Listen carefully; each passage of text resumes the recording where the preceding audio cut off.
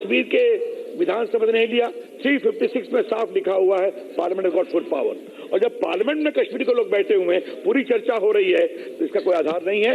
ये पूर्णतः वैधानिक है, देश हित में है और हम लोग सब लोग समर्थन करें, यही अपील है। बहुत बहुत धन्यवाद। Prahlad Joshi ji. Sir, I request you to extend the time of the House till this bill is completed, and also I request you, sir, as per the schedule we are supposed to adjourn Sinodai tomorrow. I request you to, since most of the 99% of the business is over, I request you to adjourn Sinodai today, sir. माननीय गृह मंत्री जी।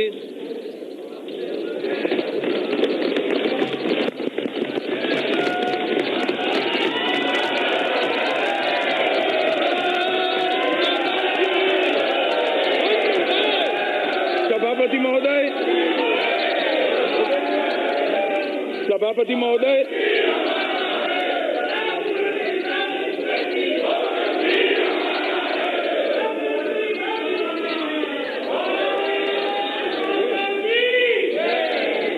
सभापति महोदय,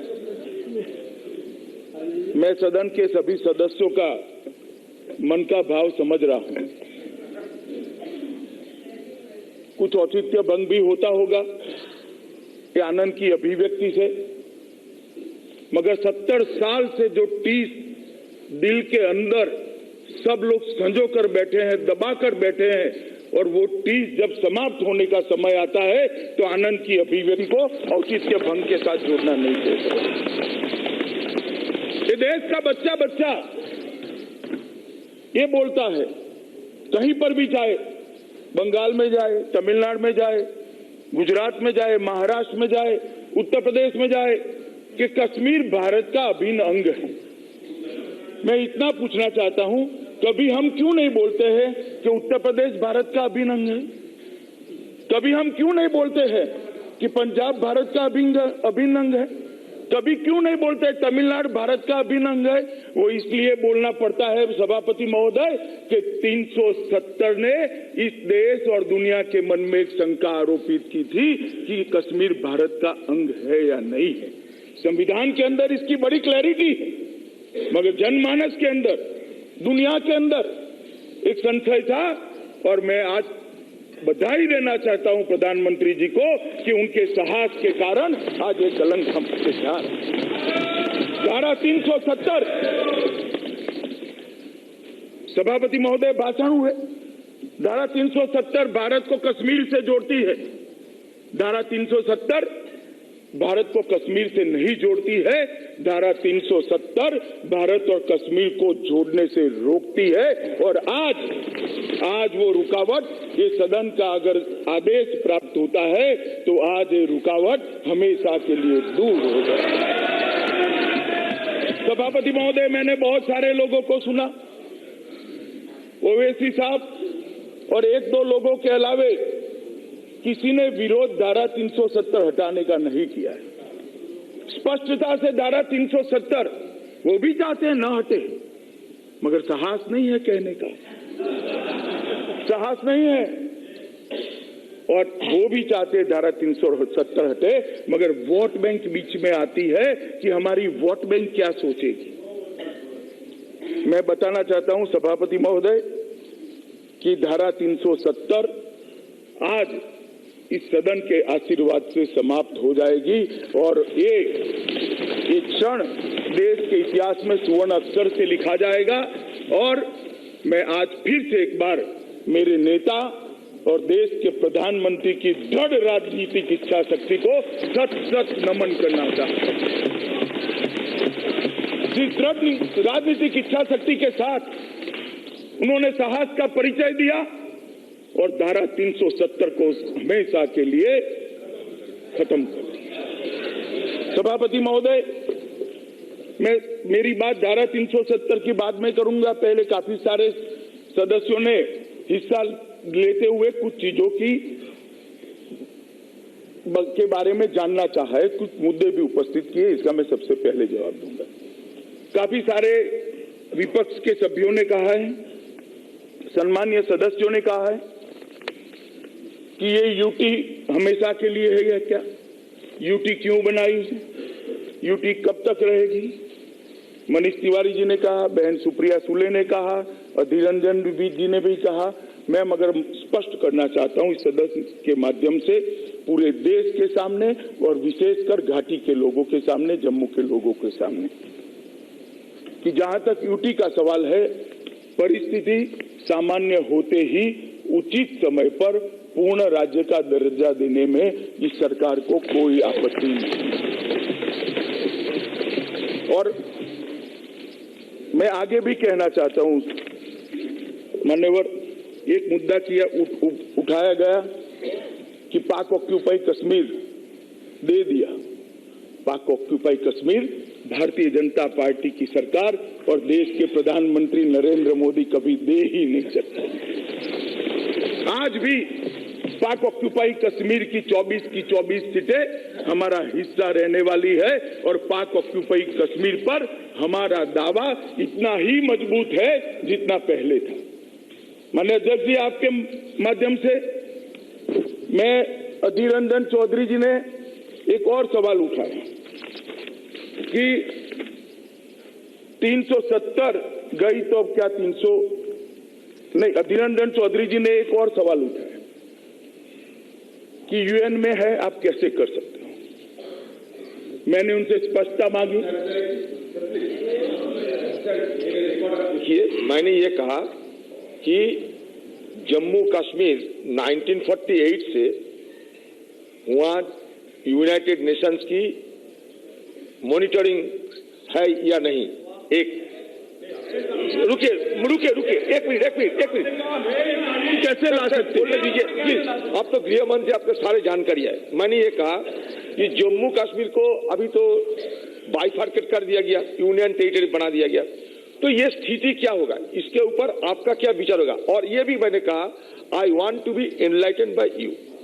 ये और दूसरे आपको उठाया कि पीओके की स्टेटस क्या होगा। ये दो बात उठाया था मैंने, क्योंकि पीओके के बारे में आपकी जो विधायक है इसमें कोई इसका जिक्र नहीं है। इसीलिए सभापति महोदय, जो बिल लेकर मैं सदन के सामने उपस्थित हुआ हूं, इसमें पीओके और अक्साई चिन्ह दोनों का उल्लेख है और 1-1 इंच जमीन का उल्लेख है। जहां तक यूएन का सवाल है, सभापति महोदय, मैं थोड़ी इसके इतिहास में जाना चाहता हूं। 1 जनवरी 1948 में संयुक्त राष्ट्र के चार्टर के अनुच्छेद 35 में रेफरेंस किया गया। 20 जनवरी 1948 को संयुक्त राष्ट्र ने UN commission for India and Pakistan UNCIP को सेटअप किया और 13 अगस्त 1948 को UNCP के प्रस्ताव को भारत और पाकिस्तान दोनों ने स्वीकार कर लिया। मगर जब प्रस्ताव स्वीकार हुआ, उसमें प्रस्ताव का पहला और दूसरी 2 चीजें थी, 2 धाराएं थी और तीसरी धारा भी थी।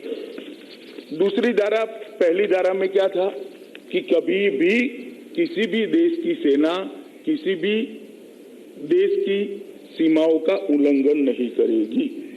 और जिस दिन 1965 के अंदर पाकिस्तान की सेनाओं ने हमारी सीमाओं का अतिक्रमण करा, उसी दिन ये प्रस्ताव खारिज हो गया था, क्योंकि 1 और 2 नहीं होता है तो 3 का सवाल ही नहीं आता है। इसलिए इसका कोई सवाल पैदा नहीं होता है, ना कोई बाधक है। एक ग्रुप अपना सदन संपूर्ण अखत्यार रखता है जम्मू और कश्मीर के राज्य के डिवीजन में। दूसरा, माननीय सभापति महोदय, दूसरा हुआ कि जब शिमला समझौता हुआ, इसको भी तत्कालीन प्रधानमंत्री जी ने इसको रिकॉर्ड पर लाया। श्रीमती इंदिरा जी उस वक्त प्रधानमंत्री थी और शिमला समझौते ने इस बात को दोहराया है। इसलिए यूएन का जहां तक मामला है, भारत की सीमाओं के अंदर कोई भी निर्णय लेने के लिए भारत के संसद के दोनों सदनों को पूरा संवैधानिक अखत्यार है, वो स्पष्ट हो गया। सभापति महोदय, मनीष जी ने बड़ा एक इतिहास का लंबा आरोपण यहां पर किया पृष्ठभूमि समझाने के लिए। तो इससे कोई डिस्प्यूट भी नहीं है, मगर एक सीमा पर आकर वो रुक गए इतिहास में। मैं उनको पूछना चाहता हूं कि आपने इतिहास तो कहा कि भारत ने अपनी सेनाएं भेजी, सेनाओं ने खदेड़ा घुसपैठियों को, और घुसपैठियों के स्वांग में जो पाकिस्तान की सेना के जवान थे, अधिकारी थे उनको। मगर मैं एक छोटी सी बात पूछना चाहता हूं, जब हमारी सेना विजयी हो रही थी तब, और ये सारा यश दिया उन्होंने कि जवाहरलाल जी के नेतृत्व में सब हुआ, जवाहरलाल जी के कारण हुआ, और दैट इज व्हाई कश्मीर आज भारत का हिस्सा है।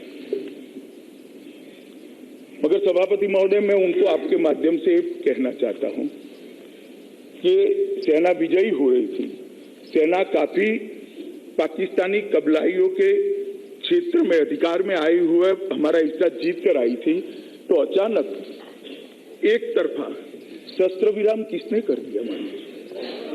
किसने किया? मैं मनीष जी बताना चाहता हूं, वो भी जवाहरलाल नेहरू जी ने किया, और इसी के कारण आज पाक ऑक्यूपाई कश्मीर, इसी के कारण पाक ऑक्यूपाई कश्मीर। अगर सेनाओं को छूट देते हमारा पूरा हिस्सा जीतने की, तो आज पाक ऑक्यूपाई कश्मीर पूरा का पूरा भारत का अधिकृत होता। उन्होंने कहा कि ये किया वो किया। मैं पूछना चाहता हूं भाई,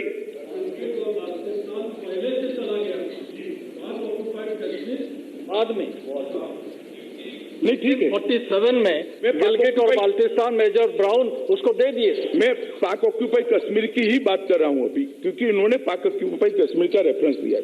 बाद में यूएन का रेफरेंस किया अधीर रंजन जी ने। यूएन में ले कौन गया? कौन ले गया? ढेर सारे दस्तावेज है साहब, देश के उप प्रधानमंत्री और गृह मंत्री को विश्वास में लिए बगैर आकाशवाणी के रूम में जाकर वायु प्रवचन कर दिया कि भारत इस मसले को 35 सेक्शन के अंदर ले। सेक्शन भी ठीक पसंद करते, शशि थरूर जी को मालूम है ना? ना मत बोलिए, अब आप बोलिए भैया, आप बोलिए।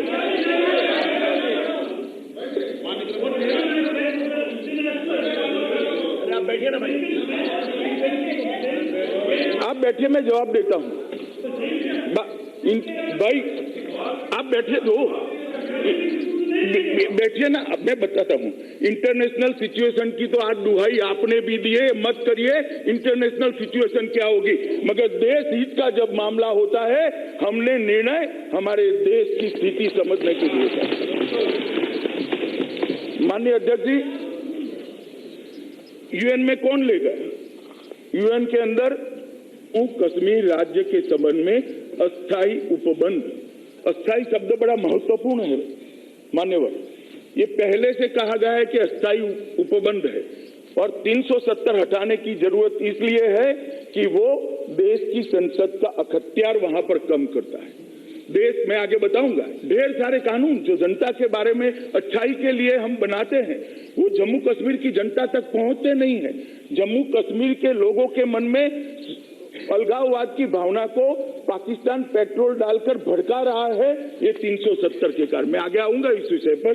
और 371 में पढ़ना चाहता हूं मान्यवर, 371 है, 371 है, महाराष्ट्र और गुजरात राज्य के संबंध में विशेष स्पेशल प्रोविजन, और ये टेम्पररी प्रोविजन है। दोनों के बीच का अंतर आप समझ लीजिए मान्यवर। और दोनों के बीच में और अंतर क्या है मैं समझाता हूं। मैंने कहा 370 से क्या हो रहा है। 370 से इस देश के कानून की रीच वहां नहीं पहुंचती, वहां के लोगों में अलगाववाद होता है, वहां की असेंबली के मंजूरी के अलावे कोई कानून देश की संसद का वहां नहीं पहुंचता है। और 371 क्या है? 371 मूल जो है महाराष्ट्र और गुजरात, विदर्भ, मराठावाड़, सौराष्ट्र, कच्छ के लिए विकास के बोर्डों की रचना करना। इसमें क्या आपत्ति है? क्यों भला हम उसको निकाल देंगे? 371A नागालैंड के नागाओं की धार्मिक और सामाजिक प्रथा, भूमि और संसाधनों के आधार आदि के स्वामित्व के लिए वो असेंबली निर्णय कर सकते। 371 बी असम, राष्ट्रपति उत्तरी कच्छार, कार्बी, आंगलोंग और बोडोलैंड टेरिटोरियल जिलों जैसी जनजातीय क्षेत्रों के विधानसभाओं को विधानसभा देश की जनता सब समझती है 370 और 71 के बीच में अंतर क्या है। मान्यवर, इसी तरह से मणिपुर, आंध्र प्रदेश का विश्वविद्यालय, सिक्किम, मिजोरम, अरुणाचल प्रदेश और कर्नाटक, ये सारे राज्यों की कुछ बेसिक समस्याओं को सुलझाने के लिए 371 से 371 जे तक अलग अलग अनुच्छेद लाए गए हैं।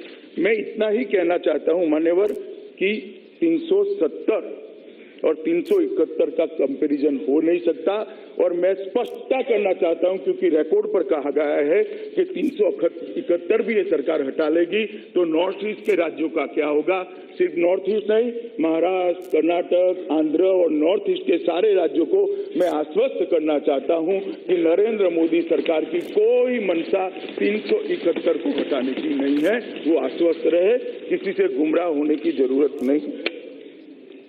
माननीय अध्यक्ष महोदय, उन्होंने एक कहा कि 300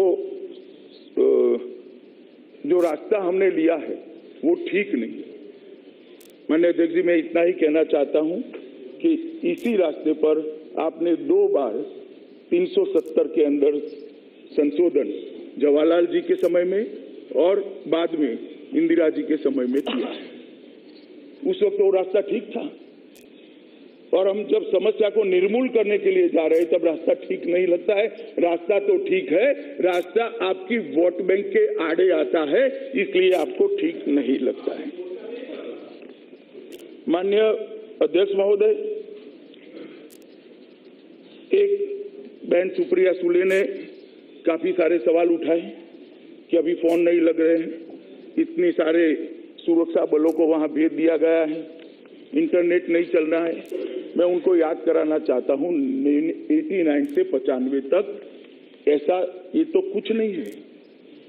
मसूदी साहब यहाँ पर उपस्थित है, क्या हुआ था घाटी के लोग जानते हैं, जम्मू के लोग जानते हैं। आतंकवाद इतना बड़ा कि सालों तक कर्फ्यू रखना पड़ा था। फोन छोड़िए, खाना पीना, ब्रेड बटर नहीं मिलता था। और ये तो हम इसलिए रखे हैं कि कोई अगर गुमराह कर वहां की कानून और व्यवस्था की परिस्थिति को ठीक बिगाड़ना चाहता है तो उसको मौका न मिले, बाकी कोई कारण नहीं है, कोई वहां ऐसी परिस्थिति नहीं है। और प्रिकॉशंस लेने से आप सरकार को कैसे रोक सकते हो?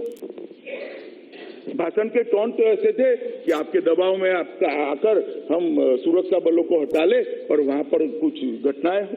कुछ नहीं होगा, ना हम आपके दबाव में आएंगे, ना सुरक्षा बल हटेंगे, ना वहां पर कुछ होगा। इन्होंने कहा कि भाई इनसे चर्चा नहीं होती, सुप्रिया बहन ने कहा अध्यक्ष जी की चर्चा नहीं होती। 70 साल तक चर्चा करते करते थक गए, 3 पीढ़ियां आ गई मगर चर्चा का अंत नहीं आया, तब जाकर ये करना पड़ा है। कितनी चर्चा करे, किससे चर्चा करे? जो पाकिस्तान से प्रेरणा लेते हैं उनसे चर्चा करें, क्या चर्चा करें? हम हुर्रियत के साथ चर्चा करना नहीं चाहते। अब अगर घाटी के लोगों के मन में अगर कोई शंका है, घाटी के लोग हमारे हैं, हम सीने से लगाएंगे, उनको प्यार से रखेंगे, पूरा हिंदुस्तान उनको प्यार से रखेगा। अगर उनके मन में कोई आशंका है तो जरूर चर्चा करेंगे महोदय, हमें कोई आपत्ति नहीं है, चर्चा से कोई इनकार नहीं, मगर कुछ फैसले करने पड़ते हैं। जब बहुत सारे ऐसे लोग अंदर आते हैं जो किसी के कंट्रोल में ही नहीं है, एक वेस्टेड इंटरेस्ट लेकर चर्चा के अंदर कूद पड़े होते हैं, तब चर्चा करने का माहौल भी बदलना पड़ता है, वक्त भी बदलना पड़ता है और तरीका भी बदलना पड़ता है। और घाटी के लोगों के लिए जहां तक चर्चा करने का सवाल है, मैं आप सभी को आश्वस्त करना चाहता हूं, घाटी की जनता से हम जितनी जरूर पड़ेगी इतनी चर्चा इनके हर शक और शुबह को दूर करने के लिए करेंगे और हमारे कामों से भी, हमारे निर्णयों से भी उनको आश्वस्त करा देंगे कि जम्मू कश्मीर बाकी सारे राज्यों से हमारे लिए महत्वपूर्ण इसलिए है कि जम्मू कश्मीर ने दर्द को सहा है। नवासी से लेकर 2019 तक 41,500 से ज्यादा लोग मारे गए हैं। इसलिए हमें कोई उनको विशेष कुछ सरकार ने देना भी पड़ा तो हमें कोई आपत्ति नहीं है। प्यार से बात कर उनके विकास के लिए जो करना है वो 100 कहेंगे तो हम 110 तक जाने के लिए तैयार है। मोदी जी का दिल बड़ा है। मोदी जी ने पहली सरकार में भी 1.25 लाख करोड़ रुपए का पैकेज दिया था, जिसमें 80,000 करोड़ रुपया खर्च हो चुका है। मैं बताऊंगा आगे कि क्या क्या हुआ है। आपने कहा कि आप एक और नागा अकॉर्ड करने जा रहे हो और दूसरी और 370 हटा रहे हो। मैं स्पष्टता कर दूं, नागा अकॉर्ड और 370 के बीच में दूर दूर तक कोई रिलेशन नहीं है। कोई ऐसा ब्लंडर जो पास्ट में हुआ था वो हम नहीं करेंगे, इसमें हमें कोई रिलेशन नहीं है। आप इसमें मन में आश्वस्त रहिए। दूसरा, आपका एक स्टेटमेंट है बेकारी के कारण आतंकवाद बढ़ा।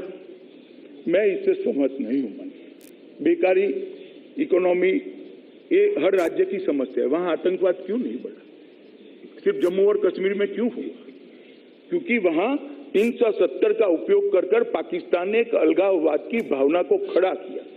अलगाववाद की भावना को पाकिस्तान को पेट्रोल डालने का मौका मिला और हमारे युवाओं ने गुमराह होकर हथियार उठा लिए। मान्यवर, इसका कोई लेन देन नहीं है। और अगर इकोनॉमी का भी लेन देन है तो मैं बाद में बताता हूं। 370 इकोनॉमी के लिए भी कैसे बाधक है वो मैं बाद में बताता हूं। उन्होंने कहा कि भाई राइट टू एजुकेशन, मैं बाद में इस पर आऊंगा। बालू साहब ने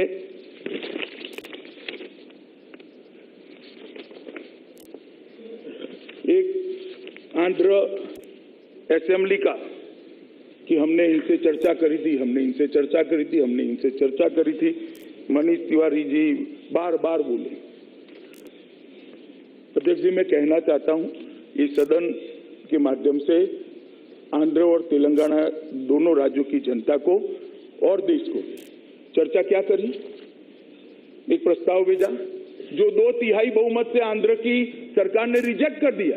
आंध्र की असेंबली ने रिजेक्ट कर दिया। असेंबली और ऊपरी सदन दोनों ने रिजेक्ट कर दिया। मुख्यमंत्री ने इस्तीफा दे दिया। फिर भी आपने आंध्र का विभाजन करा। चर्चा क्या करी भाई? क्या चर्चा करी?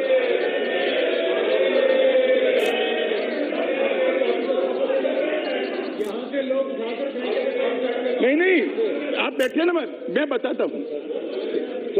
सवाल मेरी पार्टी की सहमति की या असहमति का नहीं है। एक मिनट भाई, एक मिनट, मुझे सुनेंगे या नहीं सुनेंगे?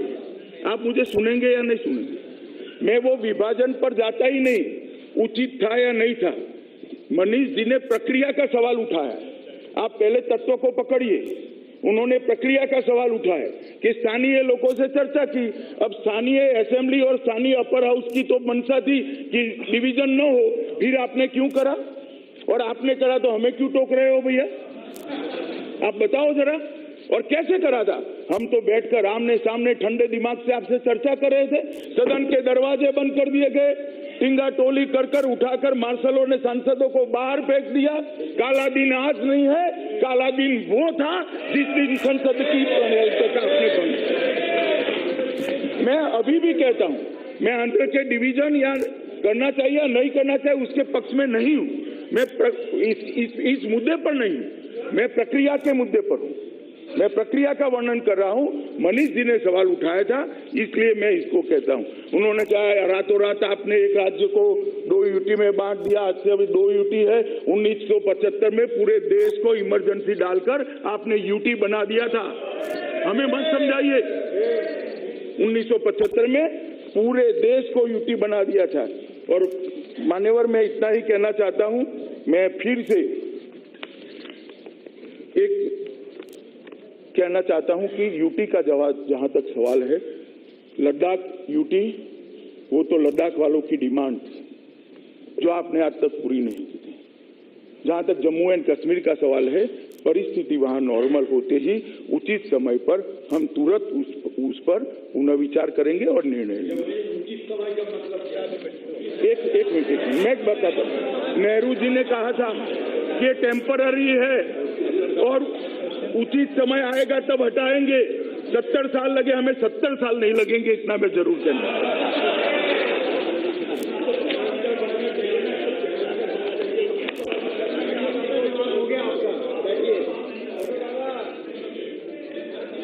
माननीय सभापति महोदय, सदन के सीनियर सदस्य श्रीमान बालू जी ने एक सवाल उठाया कि Sampat Prakash versus state of Jammu Kashmir के अंदर के जजमेंट के तहत ये जो बिल लेकर संकल्प लेकर मैं आया हूं ये अनकॉन्स्टिट्यूशनल है। Sampat Prakash versus state of Jammu Kashmir, उसमें दलील क्या थी? इसके अंदर दलील ये थी कि आर्टिकल 373 अस्तित्व में ही नहीं रहता है, क्योंकि जैसे ही जम्मू एंड कश्मीर की कॉन्स्टिट्यूएंट असेंबली का अस्तित्व समाप्त हो जाता है, आर्टिकल 373 का अस्तित्व समाप्त हो जाता है। ये जजमेंट मेरे पक्ष में है बालू साहब। जो आप आर्ग्यू कर रहे हो ना, कॉन्स्टिट्यूएंट असेंबली है ही नहीं तो कैसे किया? हाँ, मैं बताता हूँ। उसमें वही जजमेंट के पैरा 5 और 6, आप कमेंट्री पढ़ रहे थे, मैं पैरा 5 और 6 मेरे पास जजमेंट भी है, मैं ज्यादा समय नहीं लेना चाहिए, रिकॉर्ड पर रख दूंगा। पैरा 5 और 6 में सुप्रीम कोर्ट ऑफ इंडिया ने कहा कि संविधान खंडपीठ ने कहा कि आर्टिकल 373 समाप्त नहीं हुआ है। आर्टिकल 373 पूर्णतया आज भी हमारे संविधान का हिस्सा है। और मैं आपके माध्यम से सभी सदस्यों को कहना चाहता हूं, एक दलील ये आई कि आर्टिकल 371D उसका व्याप इतना नहीं है, एक लिमिटेड उपयोग है। AIR 1961 SC 1519 ये भी संविधान खंड थे। उसने क्या, there is no reason to limit the word modification as used in article 371 only to some modification as do not make any such modification legislator can make any radical transformation। आप कुछ भी कर सकते हो, ये भी सुप्रीम कोर्ट ने तय किया है। इसके साथ उन्होंने कहा कि भाई वहां अब उपराज्यपाल चलाएंगे, उसके सलाहकार चलाएंगे। मैं सिर्फ आपको रिकॉर्ड ठीक रहे इसलिए कहना चाहता हूं कि वहां हमने असेंबली का प्रोविजन किया है। जम्मू और कश्मीर यूटी विथ असेंबली है, वहां विधायक भी होंगे, मुख्यमंत्री भी होंगे, जनप्रतिनिधि भी होंगे और उसका मंत्रिमंडल भी होगा जो जम्मू और कश्मीर का शासन है।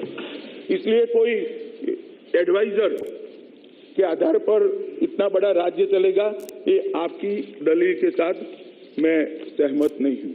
मसूदी साहब ने रेफरेंडम का मुद्दा उठाया। मसूदी साहब, रेफरेंडम तो तभी खत्म होगा जब पाकिस्तान ने 1965 के भारत की सीमाओं का अतिक्रमण करा। रेफरेंडम यूएन के अंदर अब है ही नहीं और यूएन ने भी इस बात को स्वीकार किया है। और अभी कह रहे कि 72 घंटे से कर्फ्यू है। मैं मसूदी साहब को पूछना चाहता हूं कि एनसी की सरकारें थी और कांग्रेस के समय में जब टेररिज्म ऊपर ऊपर ऊपर जा रहा था, कितने घंटों का कर्फ्यू होता था? और अभी कोई वहां पर कानून और व्यवस्था की स्थिति बिगड़ी नहीं है मसूदी साहब। ये प्रिकॉशनरी है, परिस्थिति जन्य नहीं है। वहां स्थिति बिगड़ी इसलिए कर्फ्यू नहीं डाला है, स्थिति न बिगड़े इसके लिए कर्फ्यू डाला गया। ये दोनों में बड़ा अंतर होता है मसूदी साहब। आप तो जज रहे हो हाई कोर्ट को। मुझे लगता था आपका जजमेंट आप कोर्ट करोगे, मगर नहीं करा, क्योंकि आपको भी मालूम है कि ये जजमेंट खोखला है। मुझे लगता था कि आप कोर्ट करोगे, मैं थोड़ा पढ़ाई लिखाई कर आ जाया था, मगर अच्छा ही हुआ कि आपने कोर्ट नहीं किया। कुट्टी जी ने कहा कि आपका सांप्रदायिक एजेंडा है। साहब, मैं इस बात को सिरे से खारिज करना चाहता हूं। 370 कैसे सांप्रदायिक एजेंडा हो सकता है? क्या जम्मू कश्मीर में हिंदू नहीं रहते हैं? क्या जैन नहीं रहते हैं? बौद्ध नहीं रहते हैं? सिख नहीं रहते हैं? कैसे सांप्रदायिक एजेंडा हो सकता है? किसको एड्रेस कर रहे हो आप कुट्टी साहब? किसको एड्रेस कर रहे हो? आप मुझे समझाइए तो जरा, जम्मू कश्मीर के लिए गए बनाया गया कानून कैसे सांप्रदायिक दिखेगा?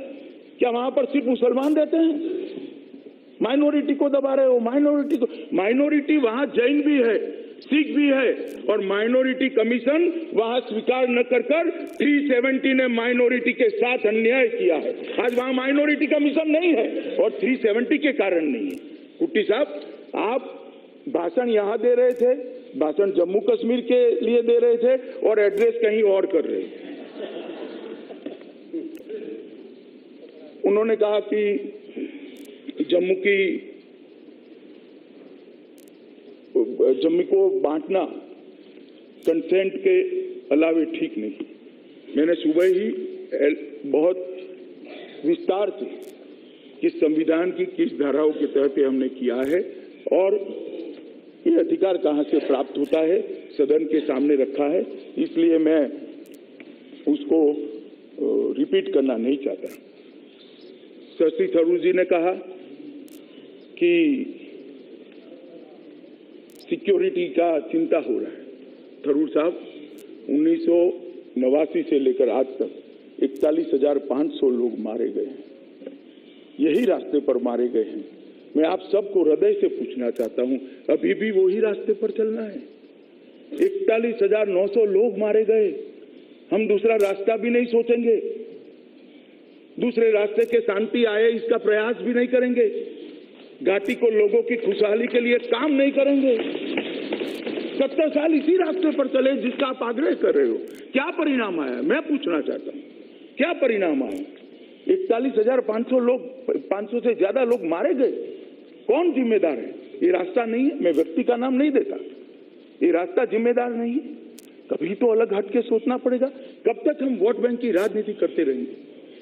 कब तक जो आइडियोलॉजी को हम स्वीकारते हैं वो आइडियोलॉजी के आधार पर ही हर चीज को सोचेंगे? देश हित की सोच करनी पड़ेगी, घाटी के युवाओं की सोच करनी पड़ेगी। लद्दाख क्षेत्र के मेरे एक युवा साथी ने आज बहुत जोश के साथ हमारे सांसद ने भाषण दिया, मैं उसको बधाई देना चाहता हूं। सारे ऐतिहासिक तथ्य लद्दाख की जनता के इनके सामने रखा, सदन के सामने रखा, देश के सामने रखा। इनकी भावनाओं को हम नहीं सुनेंगे। कब तक अनसुना करेंगे? बहुत लंबे समय तक अनसुना नहीं कर पाएंगे। ओवैसी साहब ने कहा कि सदन ऐतिहासिक भूल करने जा रहा है। ओवैसी साहब, ऐतिहासिक भूल करने नहीं जा रहे, ऐतिहासिक भूल को सुधारने जा रहे हैं। और इतिहास बताएगा कि भूल धारा 370 को डालना था या भूल धारा 370 को हटाना था। मुझे विश्वास है 5 साल के बाद जम्मू कश्मीर के अंदर प्रधानमंत्री जी के नेतृत्व में जो विकास होने वाला है वो देखकर घाटी की जनता भी कहेगी कि 370 का झुनझुना हमें जो पकड़ा दिया गया उसने हमारा बहुत रहित। उन्होंने भी नागा समझौते का रेफरेंस करा। उन्होंने कहा कि मैं मेरे आयरन फेस को बनाने के लिए सब एक्सरसाइज कर रहा हूं। मैं लोह पुरुष बनना नहीं चाहता। मेरा अस्तित्व एक छोटे से कार्यकर्ता का है और विनम्रता के साथ भारतीय जनता पार्टी के कार्यकर्ता का है। वो मुझे बहुत पसंद है और मेरी पार्टी की परंपरा है। ऐसे फैसले व्यक्तित्व को बढ़ाने के लिए, पार्टी की वोट बैंक के लिए या पार्टी को चुनाव के अंदर फायदा हो इसलिए नहीं लेते।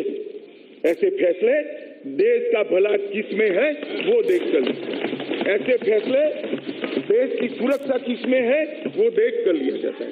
ऐसे फैसले घाटी की जनता की भलाई किसमें है वो देख कर लिए जाते हैं। और मैं सदन को आश्वस्त करना चाहता हूं मान्यवर कि ये सारे फैसले जो आज मैं लेकर सदन के सामने आया हूं वो घाटी की जनता की भलाई के लिए। आज पूरे दिन धारा 370 और 35 पर चर्चा चलती रही मान्यवर, मगर किसी ने ये नहीं बताया कि धारा 370 से फायदा क्या होगा। अगर धारा 370 चालू रखनी है तो क्यों रखनी है तो बताते, तो घाटी को भी मालूम पड़ता कि भाई धारा 370 से हमें प्राप्त क्या होगा। मैंने धैर्यपूर्वक एक एक शब्द सुना है, सबके भाषण सुने, किसी की भी आर्गुमेंट में ये नहीं आया कि धारा 370 कैसे कश्मीर का कल्याण कर सकती है, कैसे घाटी के लोगों का कल्याण कर सकती है, कैसे लद्दाख और जम्मू का कल्याण कर सकती है। क्योंकि कर ही नहीं सकती, तो आर्ग्यूमेंट कैसे आएंगे? मगर मैं हटाने आया हूं, हटाने का प्रस्ताव लेकर आया, तो मैं बताता हूं धारा 370 जम्मू और कश्मीर के विकास के लिए कैसे बाधक है।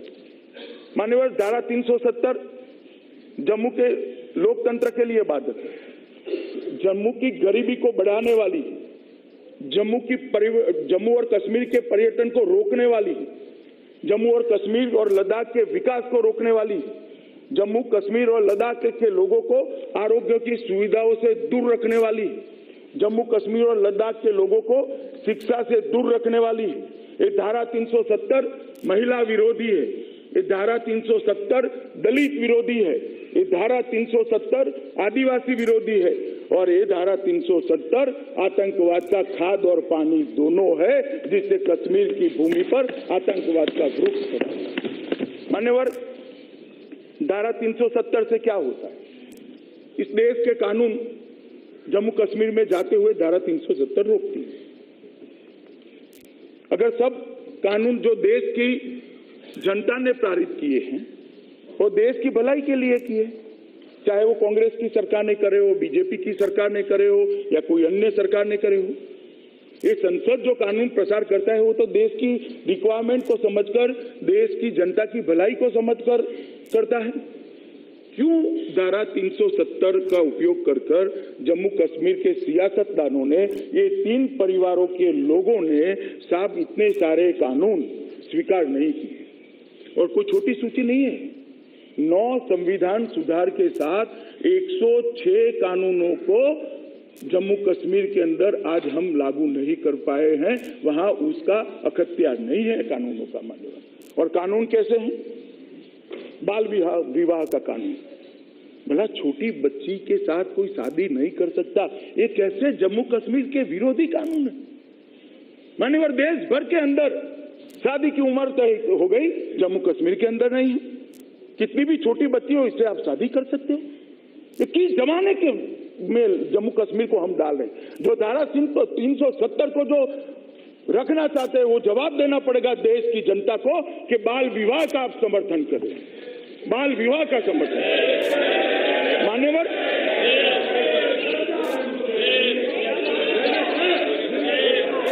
मेरी बात लंबी है, भी मुझे बोलने का मौका दिया जाए।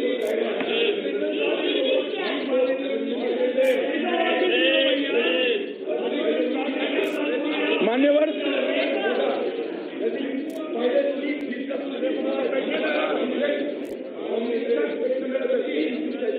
अरे वो छोड़ो ना भाई, मैं बाल विवाह की बात कर रहा हूं।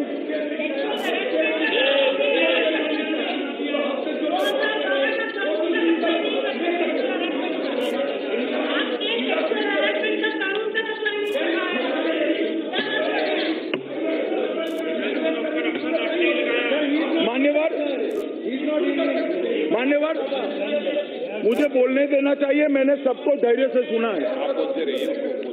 मान्यवर, रविशंकर जी प्लीज। मान्यवर, दूसरा कानून, नेशनल कमीशन फॉर माइनॉरिटी, क्यों नहीं पहुंचाना? वहां सिख रहते हैं, जैन भाई रहते हैं, लद्दाख पूरा बौद्ध धर्म मतावलंबियों से भरा हुआ है, क्यों ये माइनॉरिटी कमीशन नहीं बनाना? मान्यवर, दूसरा कार्य,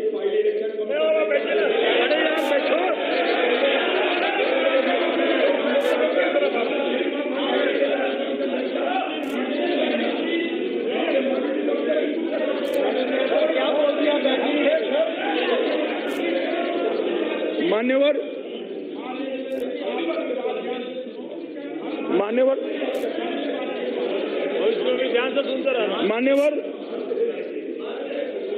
बाल विवाह, नेशनल कमीशन फॉर माइनॉरिटी, देखो जितना टोकोगे हर बार मैं लिस्ट पढ़ूंगा और देश की जनता सुनेगी, इसलिए मुझे बोल लेने दो, फास्ट कुछ सुनने में निकल जाएगा।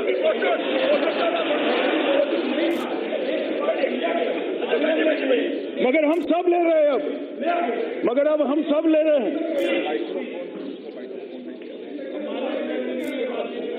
माननीय अध्यक्ष जी, उसके बाद राइट टू एजुकेशन, 6 और 14 साल के बच्चों को पढ़ने का अधिकार इस देश की संसद ने दिया है और देश भर को यह अधिकार है कि बच्चे का अधिकार है राज्य से मांग करे, मैं जब तक 14 साल का होता हूं मेरे शिक्षा दीक्षा का व्यवस्था करे। मसूदी साहब बता रहे थे कि वहां स्कूलें हैं, अच्छा काम कर रही है। मैं बताना चाहता हूं मान्यवर, पढ़ाई लिखाई हो रही है और पढ़ाई लिखाई का मेरा अधिकार है।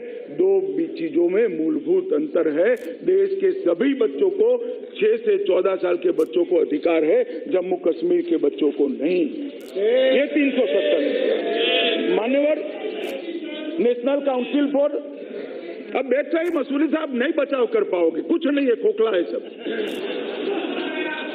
मान्यवर, national council for teacher education, अब मैं पूछना चाहता हूं जो 370 बचाना चाहते हैं, टीचरों को ढंग से बच्चे को कैसे पढ़ाना चाहिए, वो करना चाहिए या नहीं करना चाहिए? इसमें क्या आपत्ति थी, क्यों नहीं स्वीकार करा? ये 370 रोक कर बैठी है मान्यवर। इसके बाद में लैंड एक्विजिशन लैंड, वो भी स्वीकार नहीं हुआ। मल्टीपल डिसेबिलिटी एक्ट, दिव्यांगों के लिए और बाकी सारी व्यवस्थाओं के लिए एक कानून बना, मगर वहां पर नहीं स्वीकार किया। बूढ़ों के लिए बनाया हमने, जो वरिष्ठ नागरिक है, maintenance and welfare of parents act बनाया, उसको भी स्वीकार नहीं किया मान्यवर। और इसमें किसकी बुराई थी, कोई बता दे मुझे। ये धारा 370 ने क्या किया? कभी डेप्थ में गए हो?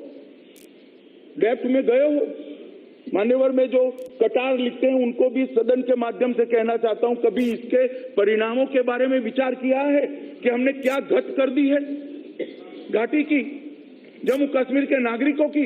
कितने सारे अधिकारों से उनको वंचित रखा है मान्यवर। सीनियर सिटीजन एक्ट मैंने कह दिया, डिलिमिटेशन, देश भर में डिलिमिटेशन हुआ, जम्मू कश्मीर में डिलिमिटेशन नहीं होगा। कितनी भी कॉन्स्टिट्यूंसी में आबादी बढ़ जाए, आप एक ही जनप्रतिनिधि मिलेगा, क्यों बोला? देश भर में बढ़ती आबादी के अनुपात में जनप्रतिनिधि मिले, क्षेत्र का बंटवारा हुआ, जम्मू कश्मीर में क्यों नहीं हो रहा है? क्योंकि मेरी वोट बैंक हट हो रही है। अब ऐसा नहीं चलेगा मान्यवर, अब ऐसा नहीं चलेगा। एक कलम हटते ही वहां पर सब धाराएं लागू हो गई मान्यवर। इसके बाद में विसल ब्लोअर प्रोटेक्शन एक्ट आया। कहीं पर भी भ्रष्टाचार होता है तो कोई व्यक्ति अगर उसकी सूचना तंत्र को देता है तो उसको प्रोटेक्शन देना चाहिए। यहाँ कांग्रेस पार्टी बड़े जोर जोर से इसकी प्रशंसा करती थी, मगर वहां नहीं चाहिए। क्यों? क्योंकि वहां 3 परिवारों का शासन है, भ्रष्टाचार पनपता रहे, हमें कोई आंच नहीं आनी चाहिए। और मान्यवर, मैं बताना चाहता हूं आपके माध्यम से, सदन के माध्यम से देश की जनता को कि चिंता 370 की नहीं है।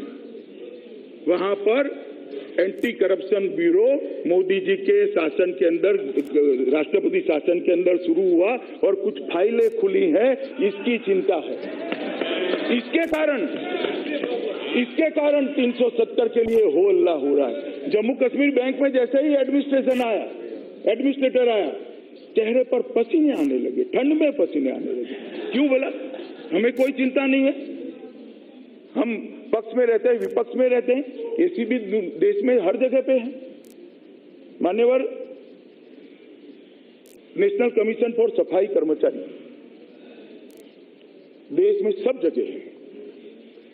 वहां के वाल्मीकि भाइयों के लिए, सफाई कर्मचारी के लिए एक कमीशन हम नहीं बनाया, नहीं स्वीकार किया। क्यों? कारण क्या? कारण एक ही है कि जो चलता है वो चलने दो, हम धारा 370 का प्रोटेक्शन हमें है। मगर आज ये प्रोटेक्शन चले जाने वाला है। सभी सफाई कर्मचारियों को देश के समान न्याय मान्यवर।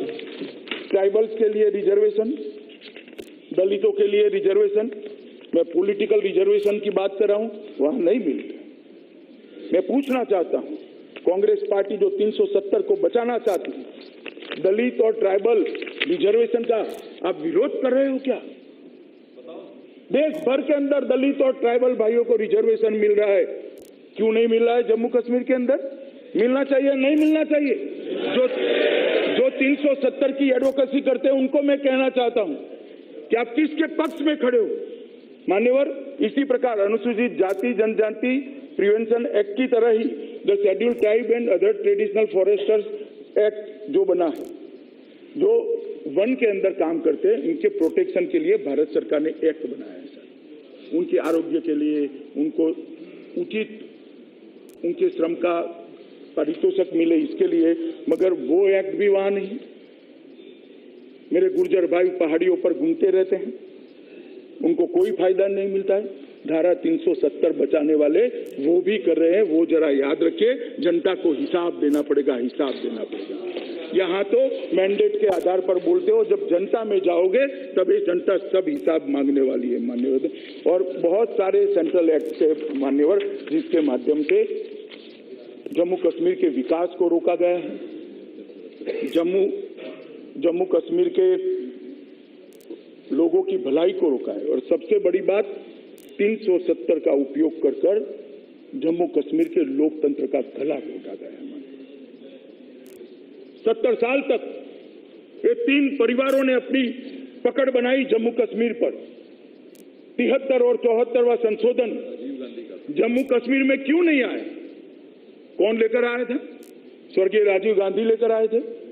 मगर फिर भी हम नहीं करेंगे क्योंकि हमारी वोट बैंक वहां हट हो रही है। साहब, आज मैं तो धन्यवाद देना चाहता हूं नरेंद्र मोदी की इच्छा शक्ति को। राष्ट्रपति शासन आते ही हमने वहां पर पंचायत चुना, और कुछ विधायक, कुछ सांसद, और वो भी क्या, विधायक सांसद भी क्या, ये 3 परिवारों के साथ पावर था। आज जम्मू कश्मीर के अंदर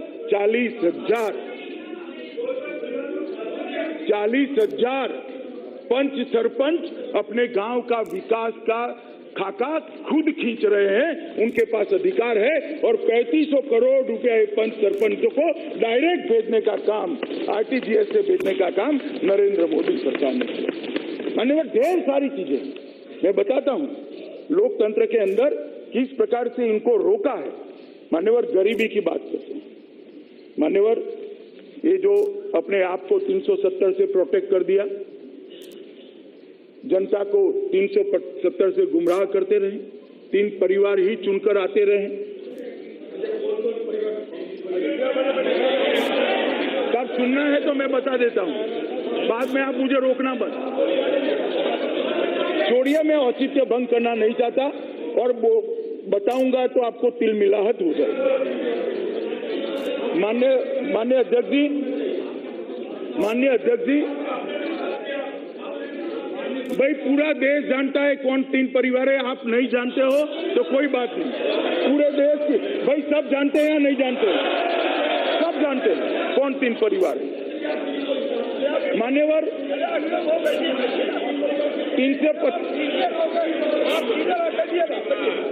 370 और 35 से जम्मू कश्मीर के अंदर भ्रष्टाचार हुआ। पूरा पैसा जो जनता के कल्याण के लिए गया, वहां पर इतना विकास नहीं हुआ जितना विकास होना चाहता था। अभी सब लोग कहेंगे 370 की एडवोकेसी करने वाले कि डेवलपमेंट हुआ है। मैं आंकड़े देना चाहता हूं मान्यवर, 2004 से 2019 तक 2,77,000 करोड़ रुपया भारत सरकार ने जम्मू कश्मीर को दिया है। मगर जम्मू के गांव में जाकर देखिए स्थिति क्या है।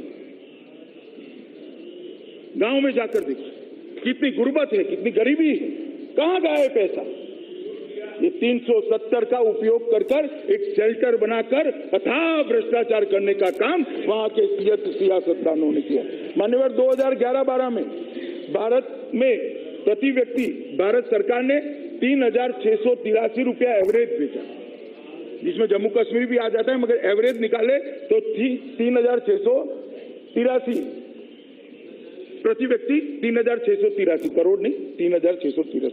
जम्मू कश्मीर में प्रति व्यक्ति 14,255 करोड़ रुपया भेजा, मगर वहां विकास नहीं हुआ। माने 2017-18 में 8,227 करोड़ रुपया भेजा, और अब जम्मू कश्मीर में 2017-18 में 27,358 करोड़ रुपया भेजा है। अब जाकर जब राष्ट्रपति शासन आया है तो उनके नसीब में गैस भी आया है, बिजली भी आई है, शौचालय भी आया है, गांव के रोड भी बन रहे हैं, और सरपंच और पंच बैठकर गांव के विकास का खाता।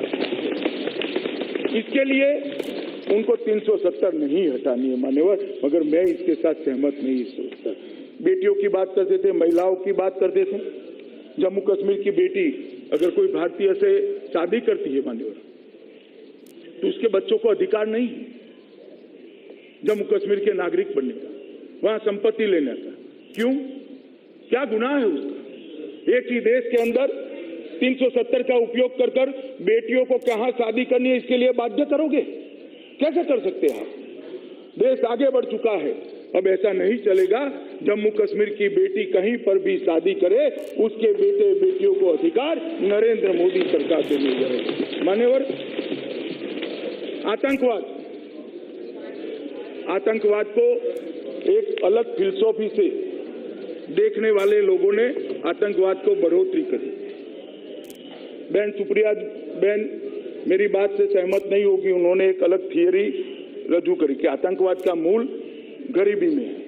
सुप्रिया जी, गरीब देश का वफादार होता है, गरीब कभी भी हाथ में। बहुत बढ़िया।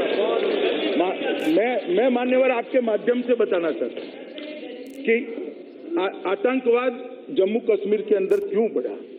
जम्मू कश्मीर के अंदर धारा 370 का अपप्रचार कर कर वहां पर अलगाववाद और बाकी सारी चीजों को, स्वायत्तता की मांग का जहर हर रोज घोला गया जनमानस में।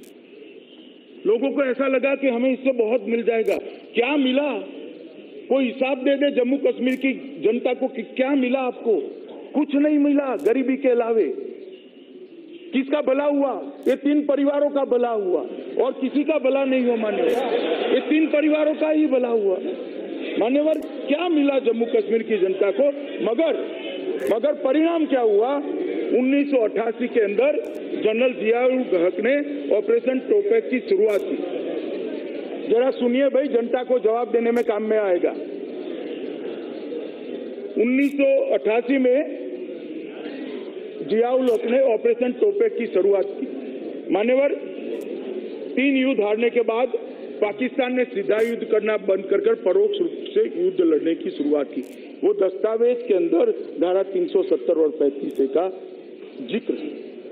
और जिक्र क्या है कि धारा 370 और 35 ऐसी है जिसके कारण अलगाववाद खड़ा करे तो जम्मू कश्मीर का युवा देश को, हमारे देश को, जम्मू कश्मीर को अस्थिर कर सकता है। और मान्यवर, इसका उदाहरण है कि पाकिस्तान पाक प्रेरित आतंकवादी संगठन तो चाहते हैं देश भर के अंदर आतंकवाद पनपे, बढ़े, फले, फूले। क्यों नहीं बाकी राज्यों में पला बढ़ा? वहां क्यों पड़ा? क्योंकि वहां अलगाववाद का मूल 370 के अंदर जनता के बीच में आरोपित करने का काम पाकिस्तान ने किया, इसको खाद और पानी देने का काम किया और 88 से आतंकवाद का एक बहुत बड़ा वहां पर तांडव शुरू हुआ और 89 से लेकर आज तक 41,000 लोग मारे गए हैं। मान्यवर, आज भी लड़ाई का अंत नहीं है। हम स्पष्ट संदेश देना चाहते हैं कि 370 से जम्मू कश्मीर का और विशेषकर घाटी के युवाओं का भला नहीं हुआ है। आतंकवाद के रास्ते पर जो युवा गए, सबको, मैं तो जिनके मन में अलगाववाद की भी भावना है या 370 के लिए भी जो लोग सोचते हैं कि हमारा कुछ छिन गया, मैं सबको विनम्र भाव से कहना चाहता हूं ये सदन का उपयोग कर कर कि आप हिसाब किताब तो करिए कि आपको 370 से क्या मिला। रोटी मिली, शिक्षा मिली, सुख सुविधा रोजगारी मिली, आरोग्य मिला, क्या मिला 370 से? क्यों झुनझुना पकड़े हुए हो? 370 ने हमेशा जम्मू कश्मीर को भारत के खिलाफ पाकिस्तान को उकसाने का मौका दिया और इसी के कारण आतंकवाद इतना बढ़ा मान्यवर और 40,000 से ज्यादा लोग मारे गए। कौन जिम्मेदार है वो? आज उसके मूल में हम घा करने चले। हमें चेता रहे थे कि इतिहास कैसे लिखा जाएगा, इसकी चिंता करिए। मुझे मालूम नहीं है इतिहास कैसे लिखा जाएगा, मैं कोई भविष्यवेत्ता नहीं हूं, कोई ज्योतिषी नहीं हूं, मगर इतना मालूम है कि 370 का इतिहास लिखा गया है कि 370 के कारण जम्मू और कश्मीर के अंदर इतना आतंकवाद फैला है, 35A के कारण इतना आतंकवाद फैला है और 41,000 लोग मारे गए हैं। और मैं मानता हूं कि ये जो 370 है, वो जाने से धीरे धीरे हम घाटी के सभी लोगों को अपने नजदीक ला पाएंगे। उनके मन के अंदर एक नई आशा, नया उमंग, वहां पर जो विकास होगा। मान्यवर, गरीबी कैसे बढ़ी? देश भर में आजादी के अंदर भूमि की कीमत जो थी उसमें कई गुना, सैकड़ों गुना बढ़ोतरी हुई, मगर जम्मू कश्मीर में नहीं हुई, क्योंकि खरीदारों को आपने लिमिटेड कर दिया। खरीदने वाला भी गरीब, बेचने वाला भी गरीब, कैसे करेंगे? देश भर के अंदर जमीनों की कीमत की वृद्धि, भूमि की कीमत की वृद्धि जम्मू कश्मीर के अंदर नहीं हुई। जब ये 370 हटेगी, वहां पर इंडस्ट्री जाएगी, वहां पर शिक्षा संस्थाएं जाएगी, वहां आरोग्य की संस्थाएं जाएगी, इंडस्ट्री जाएगी, रोजगार मिलेगा, और रोजगार मिलेगा तो गरीबी हटेगी, उनकी भूमि की वैल्यू बढ़ेगी। और ये कह रहे हैं कि क्या होगा जम्मू कश्मीर का? सुप्रिया बेन चिंता करी थी वहां के पर्यावरण की, वहां की खूबसूरती की। पर्यावरण खूबसूरती के लिए देश भर में कानून बने हैं सुप्रिया बेन, और 370 हटते ही वो सारे कानून वहां इंप्लीमेंट हो गए। और वही कानून के तहत मान्यवर, वहां का पर्यावरण भी अच्छा रहेगा और खूबसूरती भी अच्छी रहेगी। मैं बताना चाहता हूं कि जम्मू कश्मीर पृथ्वी का स्वर्ग था, है और रहेगा। इसको जरा भी हम डिस्टर्ब नहीं करेंगे। मान्यवर, 370 पर कई बार चर्चा हुई, ये सदन में भी हुई, कई सदस्यों ने उसका, डॉक्टर जितेंद्र सिंह जी ने, मंत्री जी ने इंटरव्यू करते वक्त इसका उल्लेख भी करा।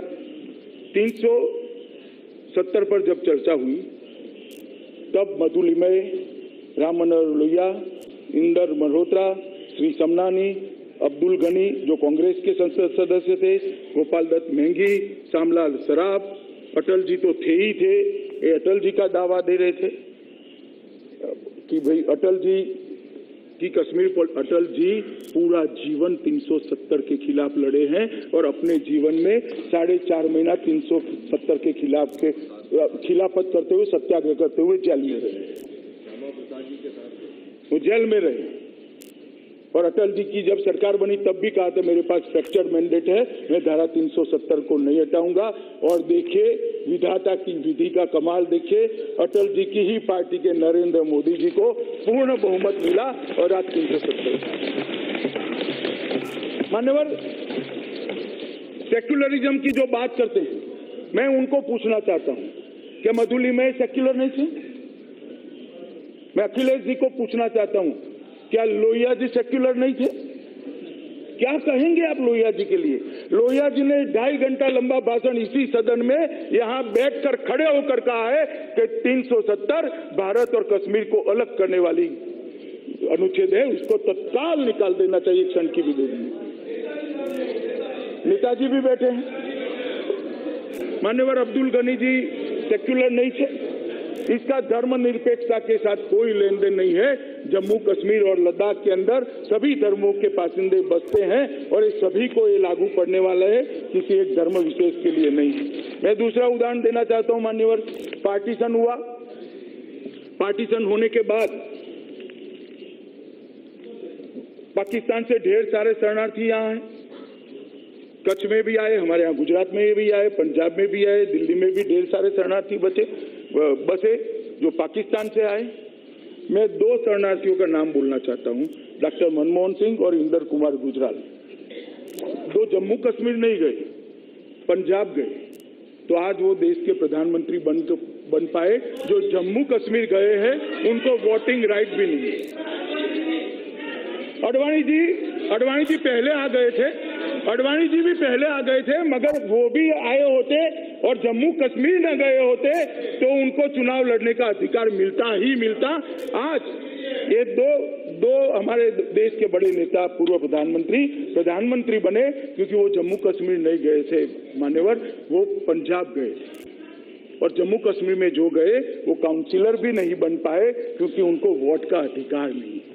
ह्यूमन राइट की बात करने वालों को मैं पूछना चाहता हूं, इतने साल से 20 लाख से ज्यादा लोगों को वोट का अधिकार नहीं मिला है, उनका ह्यूमन राइट नहीं है क्या? ह्यूमन राइट की बात करने वालों को मैं पूछना चाहता हूं, सारा सूफी संप्रदाय उखाड़कर जम्मू कश्मीर से फेंक दिया। ये सूफी संप्रदाय का कोई ह्यूमन राइट नहीं था। लाखों कश्मीरी पंडित अपना घर छोड़कर निकल गए, उनका ह्यूमन राइट नहीं था क्या? 370 कौन से ह्यूमन राइट की खेर खवा है?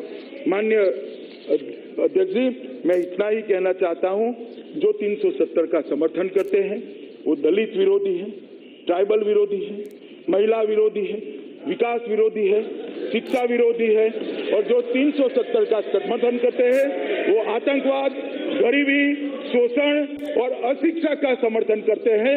मैं और मेरे नेता नरेंद्र मोदी की सरकार इसका समर्थन नहीं कर सकती। मैं सदन को कहना चाहता हूं कि आइए फिर से एक बार सोचें, बहुत जल्दी है वो रास्ते पर। वो रास्ता हमारे लिए मुबारक नहीं है। वो रास्ते पर 40,000 लोग जान गंवा बैठे, 41,000 लोग जान गंवा बैठे। वो रास्ता छोड़े, मोदी जी और ये सरकार जो नया रास्ता लेकर आई है इसके रास्ते पर आगे बढ़े और घाटी, लद्दाख और जम्मू तीनों की जनता को आजादी के बाद जैसे सब प्रदेश के अंदर विकास हुआ है, सब प्रदेश के अंदर संपत्ति बढ़ी है, उनको भी वो अधिकार दे और साथ अर्थ में भारत के साथ जुड़ने का मौका दे। माननीय अधीर रंजन जी, प्लीज। सर, ये 1 सेकंड के लिए। 1 मिनट सर, ये हमारे पार्टी की तरफ से सर, जब इंस्ट्रूमेंट ऑफ एक्सेशन हुई थी सर, उस समय डिफेंस, एक्सटर्नल अफेयर्स और टेलीकम्युनिकेशन ये छोड़ के सारे चीज पे सूबों की सरकार की अधिकार था। लेकिन केंद्र की सरकार धीरे धीरे मान लीजिए कि 90% अधिकार केंद्र की कब्जे में ले लिया। तो ये सरकार अगर चाहते थे